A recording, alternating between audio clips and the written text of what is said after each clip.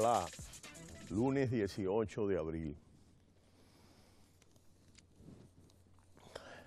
Yo pienso que escogí estudiar economía por varias razones. En primer lugar, me hicieron un test de vocación, la que se le hacen en los colegios, mientras estudiaba en el Colegio Loyola, donde hice 5 cursos, desde el octavo hasta el bachiller, y que todavía pongo en mi hoja de vida porque para mí, por la calidad de los profesores que venían del Colegio de Belén, realmente es una gran formación la que recibimos. Y más que todo me parece un bachelor, porque en el último año nosotros vimos integrales, no solo derivadas, no, integrales, por el padre Arias, que nos dio física también. Ruiz Sánchez, álgebra, y Antonio Fernández, que fue rector, nos dio geometría y trigonometría, que desafortunadamente falleció y que fue profesor del INTEC y director de la revista Ciencia. Pero yo pienso que cuando descarté, mi padre nos decía que para escoger una carrera había que verse ejecutándola. Honestamente, le tengo miedo a la sangre. Un sitio lleno de sangre, gente que llega muriéndose, ¡ay! Llorando. Me muero, soy muy sensible para eso. Gente sin dinero que hay que despachar. En Estados Unidos hay que atenderte, hay un letrero ahí, hay que dejarte ahí. Obligado. Ahora bien, no se crean que es barata la medicina, ya usted tiene un seguro privado. Y los diferenciales son fuertísimos. Yo tengo un seguro privado, he tenido seguro privado en Estados Unidos, de una empresa grande como Verizon Internacional, el headquarter, y realmente no es tan barato como la gente cree. Por eso ellos, los republicanos y los sectores conservadores, le han hecho la guerra al Obamacare.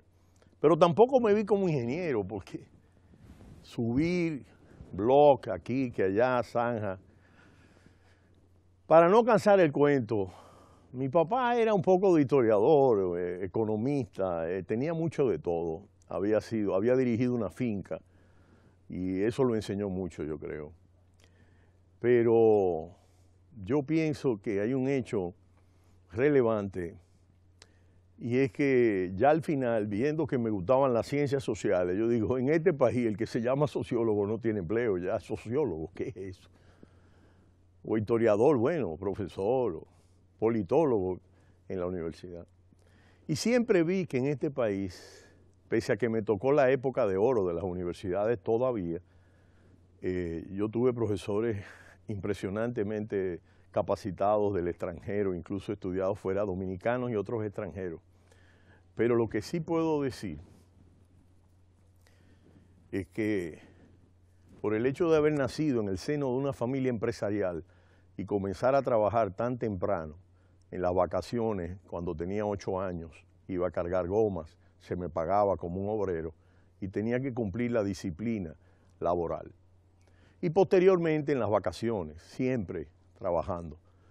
Y como escogí economía, trabajaba por el día y estudiaba por la noche, que yo no sé si fue bueno o malo, porque la verdad que mi papá era un jefe terrible. Pero me enseñó aritmética y me enseñó quebrado y me enseñó decimales. Y quiero terminar este segmento diciendo lo siguiente. Cuando me gradué de bachiller en el Colegio Loyola y pasé el examen de admisión de matemática en la UNFU, realmente mi papá me regaló una profesora de aritmética y de quebrado. Pero eso no es lo más grande. Cuando yo me gradué de economista en la UAS, terminé el listado de materias. Realmente, mi papá lo que me regaló fue que un profesor iba por la mañana a mi casa, siendo economista, a estudiar aritmética, quebrado, regla de 3, proporción. Y yo lo complacía porque él lo pagaba. Yo creo que la economía, la diferencia con las otras ciencias sociales y las ciencias duras, es que la matemática funciona como un instrumento, como una herramienta, como una caja de herramientas, pero la realidad social es más compleja. Ayer conversaba sobre cómo la boca, que es el trabajo y el objeto de estudio de un odontólogo, es menos complejo que el mundo y que la economía del mundo. Y que por eso, y con esto voy al primer corte, cuando estaba en las aulas universitarias, que duré 20 años, le decía a mis estudiantes, ya cuando era un profesor ya de bastante experiencia y había publicado libros, les decía a mis estudiantes, no estudien economía, estudien odontología. Créanme, el odontólogo tiene un objeto de estudio muy preciso y se puede ganar la vida solo. El economista depende del gobierno, de las universidades, y las universidades no pagan, y de los empresarios que creen todos que son economistas, porque aquí hasta los taxistas entienden que son economistas, politólogos, historiadores, sociólogos, y este es el punto clave de la economía. Muchos profesores marcaron mi vida desde el octavo curso, incluso algunos desde antes, ya que había estudiado en el Colegio Apostolado hasta el primero, en ese entonces era mixto hasta el primero, y luego en el Calazán entre segundo y séptimo.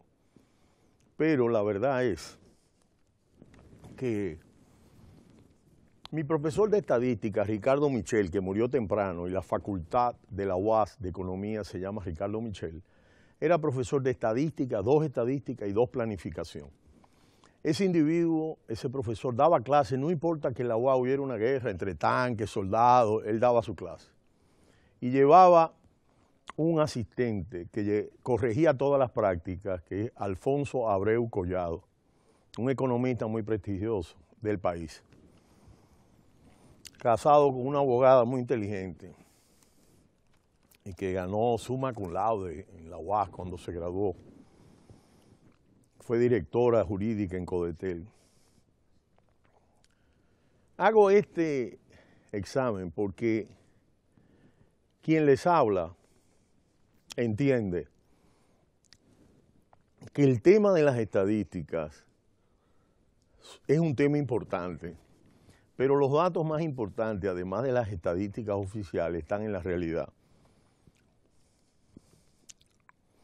Yo he dicho que el Black Friday anterior, que acaba de pasar, se vendieron 700 millones de pesos y en el anterior 500. Y el Listín Diario de los dos y el Hoy eran periódicos así, de publicidad pagada. Yo ayer fui a San Vila a un cumpleaños. Yo pensé que esa plaza no iba a prender tan rápido. Claro, se trata de operadores de plazas especializados. El que se mete ahí sin ser un operador de plaza especializado quiebra. Ahora ellos tienen varios en Venezuela y tienen dinero para aguantar los costos hundidos y que la empresa comience a generar beneficios. No me voy a extender mucho con las plazas comerciales, pero Plaza Central se remodeló y sigue muy activa. Al igual que Bellavista Mall, que tiene todos los bancos, es una de las plazas más cómodas, hay un supermercado adentro, y además de Claro y otras tiendas. Sino también que nosotros hemos visto cómo Acrópolis sigue teniendo fuerza. Pero hablábamos del hotel de Hard Rock de 40 habitaciones. Y ahora lo que vemos es que otro hotel se está construyendo y que yo anuncié aquí frente a la principal del Banco de Reserva. Yo me sorprendí cuando vi el edificio y alguien me aclaró, yo visité el Banco de Reserva, estaba en el piso 14. Ayer ocurrieron 2 hechos importantes. Uno, un terremoto muy fuerte, por encima de 7 en la escala de Richter. Y 238 personas han muerto. Yo he estado en Quito como en 8 oportunidades y una de ellas, el Pichincha, erupcionó ceniza y el avión tuvo que desviarse a Guayaquil. Esto no es en Quito, es en una comunidad. Pero este fenómeno natural, el presidente Rafael Correa estaba en Roma, reunido con el Papa, y que resulta que Evo Morales también, ojo, Evo Morales, aquí está, con el Papa. Aquí está. Vamos a frisarlo. Evo y el Papa tratan sobre temas sociales y Correa estaba allá. Yo lo que pienso es que hubo otro terremoto ayer. Y es esto. Un parlamento convulso decide el futuro de Brasil. Por más que tengan 340 y pico de votos, el hecho de que un parlamento convulso, ese calificativo, descalifica a ese Congreso para iniciar el juicio político de Dilma. Y no me quiero ir sin agradecer a Percio Maldonado y a Consuelo el haber puesto el aniversario de Comundo, que es una sección televisiva dentro del programa Ojalá, en donde doy testimonio de agradecimiento a su director Ramón Tejada Riz y Guillermo Ricard, su administrador, ambos productores del programa Ojalá, por haberme dado la oportunidad de cumplir este sueño. Visité varios canales, el de los Lamas, el de Julito, no pude, de hecho, el de los Lamas, que tiene 2 canales, me dijo que qué pena que hace 3 días le había alquilado a una persona. Media hora por 30,000 pesos, hasta barato me lo encontré. Porque aquí hay 200 y pico canales, 300 emisoras, es un país tremendo, ¿no? Pero sí le doy las gracias por lo siguiente. Yo fui socio fundador del Nuevo Diario. Y Osvaldo Santana, el director de hoy, fue socio fundador del Nuevo Diario. Y Ramón Colombo, ese que escribe la sesión del Minuto, fue fundador del Nuevo Diario. Y Juan Bolívar Díaz, el que dirige el programa 1+1 y el coordinador de todos los medios de comunicación Corripio, fue fundador del Nuevo Diario. Y Quiterio Cedeño, que dirige el periódico de turismo más importante, fue fundador del Nuevo Diario. Carmen Carvajal, que acaba de recibir una distinción del presidente de la República como periodista, fue no fundadora, pero muy cerca de fundadora. Y José Aldo Sierra, Pedro Caro, que en paz descanse.